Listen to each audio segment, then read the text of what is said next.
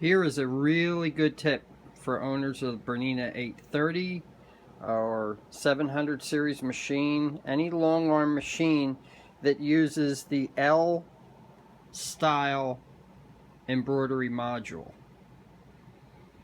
I service and sell these on eBay, and I have a few of them, have had a few of them come in already with the same problem, and I want to show you the problem and what happens and what to do to avoid this problem. And that has to do with, and I'll show these in detail a little later in the video here, with these little plastic arms here. These sense what size embroidery hoop you have on the module.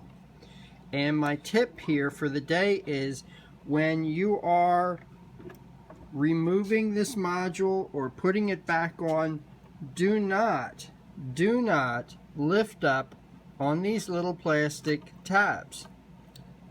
And I'm going to show you why and what happens here. We have a seat.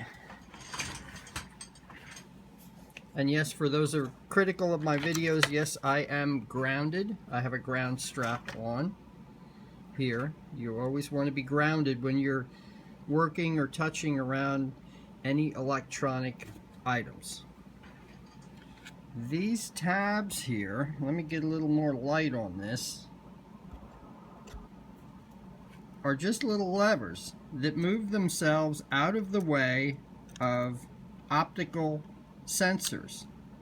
And depending on what hoop you put on, hoop has these little notches on the back, that hoop pushes on these little arms and lifts them up out of the way of the optical sensor.